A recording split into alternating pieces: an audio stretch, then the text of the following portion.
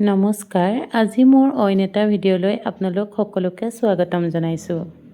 এই যে মই ভাইটিজনক ছেছন দিছোঁ, তেওঁ আহিছে তেজপুৰৰ পৰা। তেওঁৰ নাম হৈছে দেৱজিৎ বৰুৱা।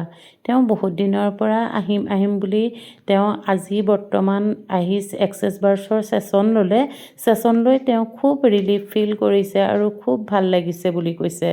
যেতিয়া আমি এক্সেছ বাৰ্ছ ৰান কৰোঁ তেতিয়া এজন ব্যক্তি খুব ধুনীয়াকৈ টোপনি যায় আৰু কিছুমান হয়তো নাযায়। যিসকল টোপনি নাযায় তেওঁলোকে ফিল কৰে আৰু যিসকল টোপনি যায় তেওঁলোকে খুব ধুনীয়াকৈ ৰিলেক্স ফিল কৰে। এতিয়া মোৰ ওচৰত বহুত দূৰ দূৰণিৰ ঠাইৰ পৰা মানুহে আহি এক্সেছ বাৰ্ছৰ ছেছন লৈ আছে আৰু তেওঁলোকে ইমান ধুনীয়া ধুনীয়া ফিডবেক দিয়ে, সঁচাকৈ মই খুব আপ্লুত হৈছোঁ। এক্সেছ বাৰ্ছ ল'লে সকলোৰে লাইফ চেঞ্জ হ'বই, কোনো কথা নাই। কেতিয়াবা কিছুমানৰ এদিন দেৰি হ'ব পাৰে, কিন্তু লাইফ চেঞ্জ নোহোৱাৰ কোনো কথা নাই। আপোনালোকে কেতিয়াবা কথা কওঁতে নাই শব্দটো কেতিয়াও ব্যৱহাৰ নকৰিব, কাৰণ আমাৰ শব্দই হৈছে ব্ৰহ্ম। যিটো শব্দ ক'ম সেইটোৱে আমাৰ মেনিফেষ্ট হয়। সেইকাৰণে আমি নাই শব্দটো কেতিয়াও ব্যৱহাৰ কৰিব নালাগে।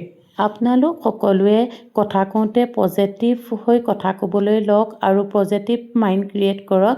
দেখিব আপোনালোকৰ লাইফ কেনেধৰণে চেঞ্জ হৈছে। এক্সেছ বাৰ্ছ ছেছনে এজন ব্যক্তিক সঁচাকৈ পজিটিভ হ'বলৈ শিকায়। সেইকাৰণে কৈছোঁ এক্সেছ বাৰ্ছ ছেছন লওক আৰু আপোনালোকৰ লাইফ চেঞ্জ কৰক। ধন্যবাদ।